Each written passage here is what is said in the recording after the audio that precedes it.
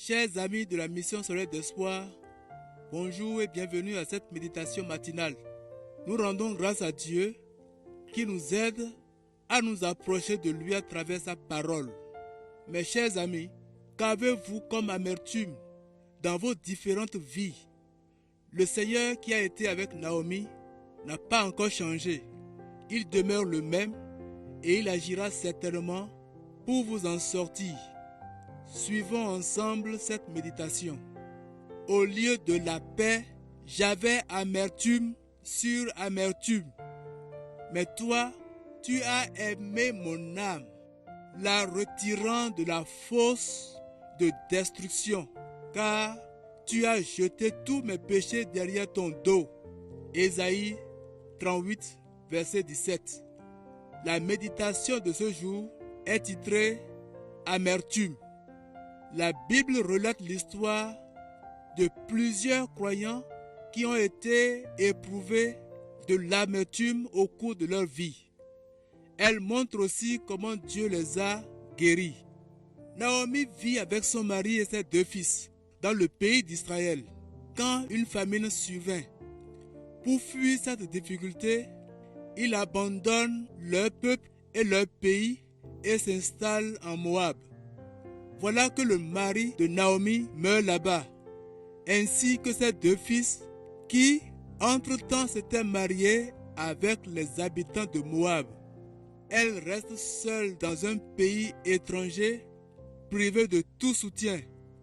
Lorsqu'elle entend dire que la famine a cessé en Israël, elle se met en route pour rentrer au pays. Ruth, l'une de ses belles-filles, aime Naomi et aussi son peuple, son Dieu. Elle insiste pour l'accompagner jusqu'à Bethléem. Quand elle entre dans la ville, on reconnaît Naomi avec émotion. Elle déclare qu'il ne faut plus l'appeler Naomi parce que ses délices sont devenues Mara, ce qui veut dire amer. Elle prend conscience de ce qu'elle a perdu en quittant son peuple et son pays. Elle avait tourné le dos à Dieu, mais la miséricorde divine lui avait préparé une issue heureuse. Ruth, toujours attachée à sa belle-mère, va glaner pour la nourriture dans les champs d'un homme riche, Boaz, dont Dieu, effaçant tout obstacle dû à son rang social, et qui va épouser Ruth. Dieu a guéri l'amertume de Naomi.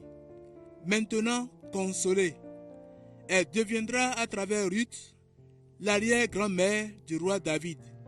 Les soins compatissants de Dieu pour celui qui revient vers lui après avoir été éloigné illustrent ce qu'est la grâce de Dieu. Nous voici à la fin de notre méditation. Merci d'avoir médité la parole de Dieu avec nous. Que cette parole puisse produire de fruits dans votre vie tout au long de cette journée et que le Dieu de grâce vous accompagne, vous bénisse.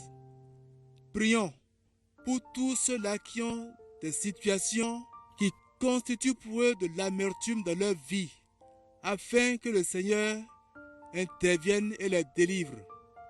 Que Dieu vous bénisse. Shalom.